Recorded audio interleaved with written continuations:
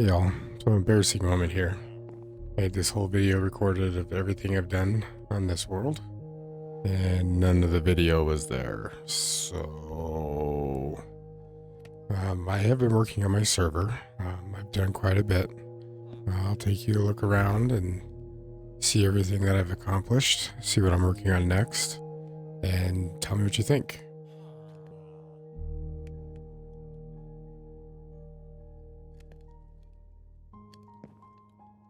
As you see here, we are fully diamond geared up. I don't have enchantments on here yet, but I do have all diamond gear, as well as diamond tools and weapons. So that's a good start. I'll take you where I found it all. Show you around a little bit.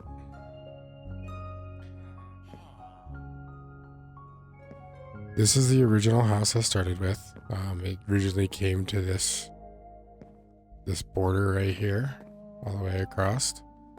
I just had a little extension on. I needed some villagers in here. I needed villagers to reproduce so I can get some trades and some valuable things. I had a little bit of storage over here. Don't always need storage. Go out here, see there's the original entryway. Turn around.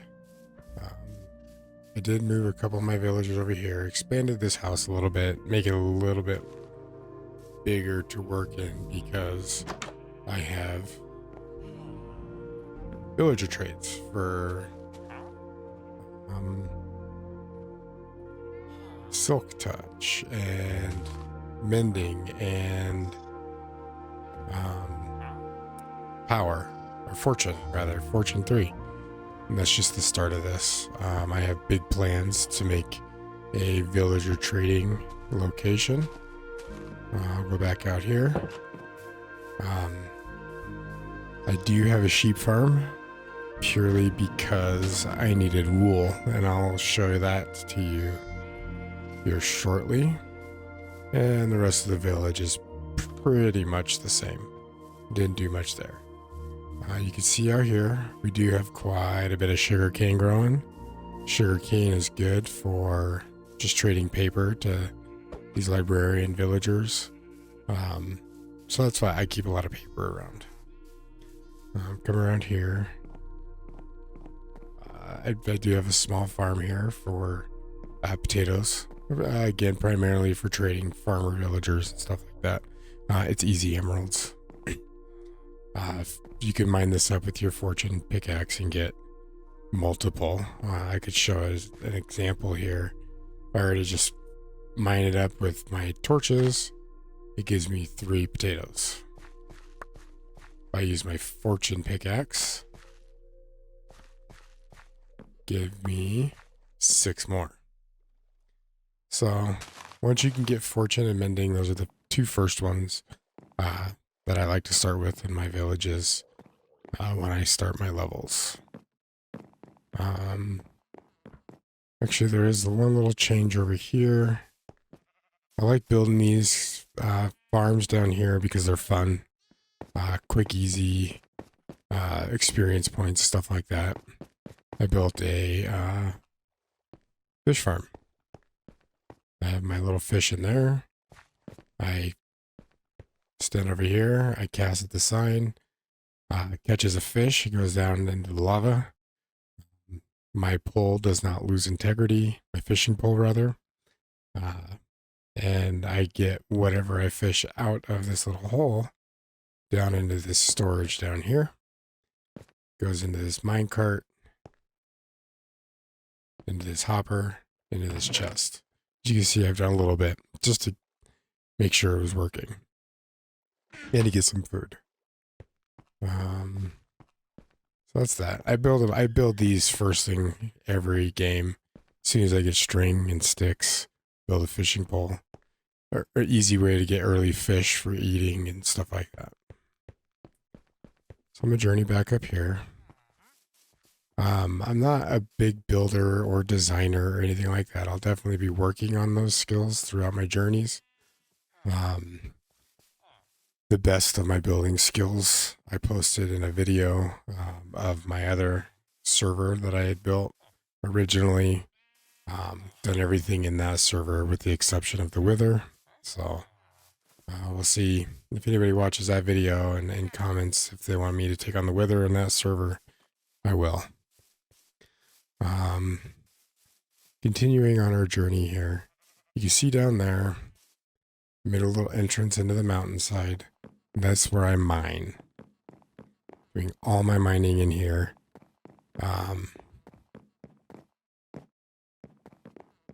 I started the iron level, which is Y level 4. So on the top left corner of my screen, that's XYZ coordinates. I always mine at level 4. That just seems to be more mine or more iron that way. We can go down and take a look, but I have a little storage system here. Some way to cook iron quickly to make new tools when I was mining and such. But I always like to make stairs down, of course, instead of jumping blocks. I always like to make it too wide in case, just because I like the look of it better than a single wide.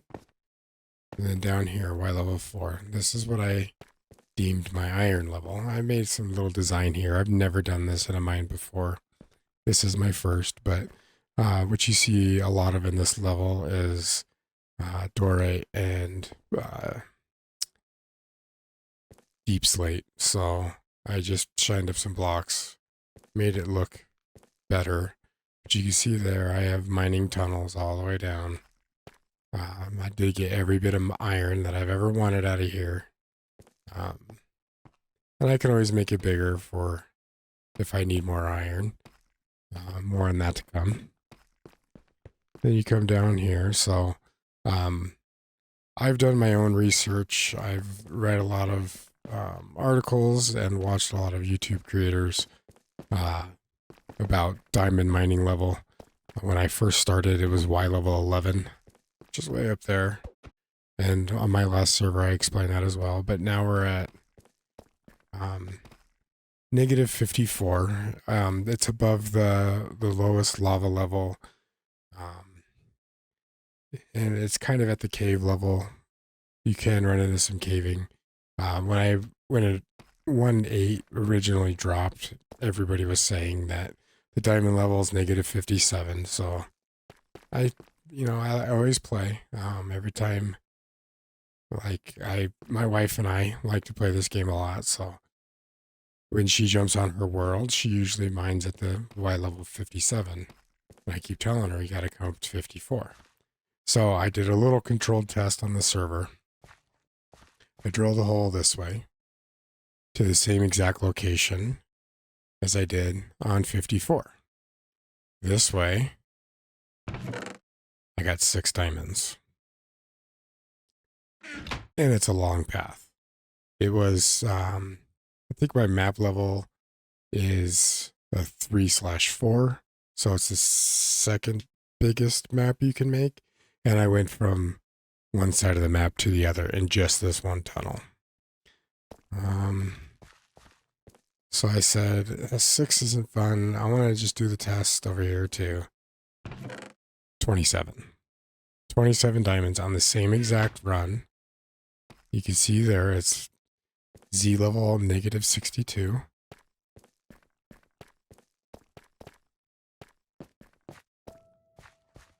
Negative level 62. So, for those who were ever curious, negative 57 does have diamonds, but they're not as many as negative 54. So, in case anybody ever missed that. And it's roughly a majority of what I've done on this server. If you could see in my YouTube channel, I do like to play a variety of games. But I'm revisiting this server again.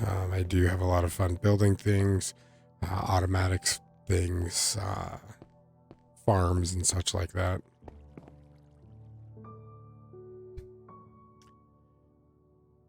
Which brings me to my next topic that I have this video going for.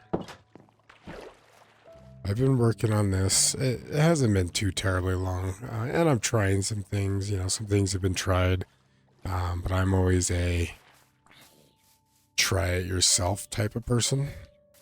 I like to try things myself, even though people who've played this game a lot longer than me, I've already tried it and already explained why it doesn't work. But what I'm going to do, we get over here.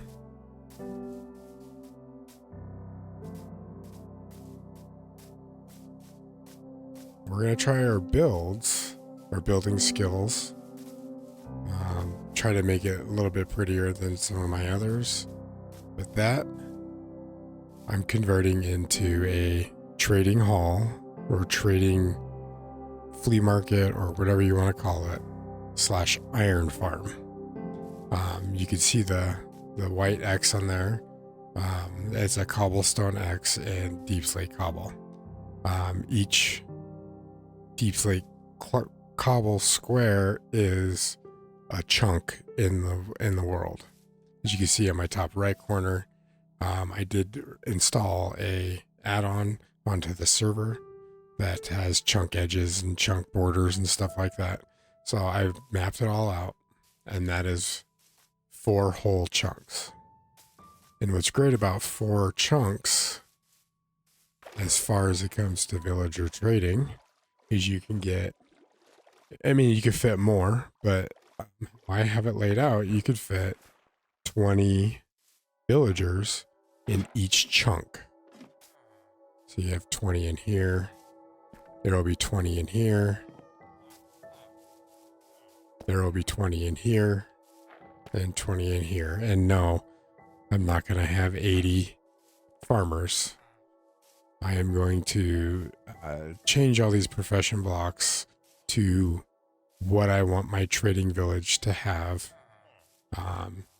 There's the ability to switch within their profession. So let's say you have a librarian, you can move or break their profession block. They lose their interest and then reattach to that profession block.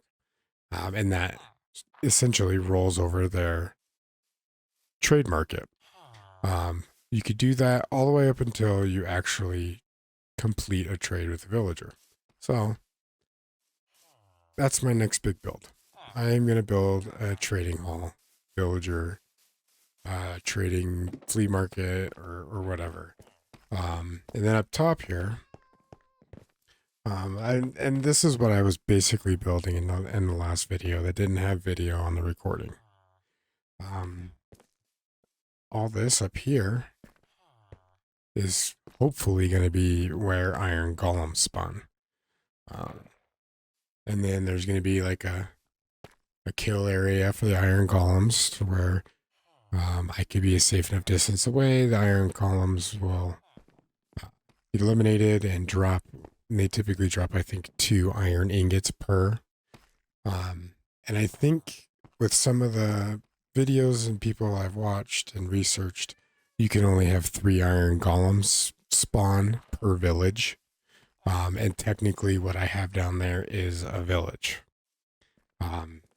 Because there's village mechanics with how the beds are oriented and stuff like that. But be moving the beds around up here.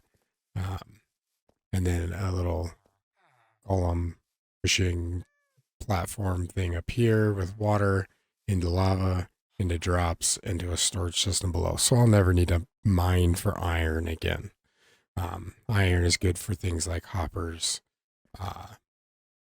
some early tools, but mainly right now it's for hoppers and trades. So we can eventually get some blacksmiths in here and some weaponsmiths, and they like to trade iron for emeralds. I will try to cover how we're going to get discounted trades to where we could basically trade 1 iron ingot for 1 emerald, which is just, it's basically this little cube here is going to be its own. I'm going to have an emerald farm basically and be able to get any enchanted book that I want or any resource that I want from the villagers. So that's what I'm working on. I'm not going to build it on the recording for you guys just because my building skills are very amateur. But I'll try to make clips of the things that I do. So if you want to, see the outcome of this, don't forget to subscribe to my channel. I will be updating this server more often. I will make a video on the next major Minecraft release, how to update the server software that I built on a previous video. I'll link that video up in the corner. And yeah, if you like what you saw here, please give me a thumbs up. It helps other people get my content.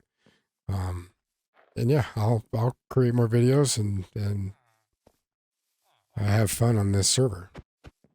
Thanks for watching.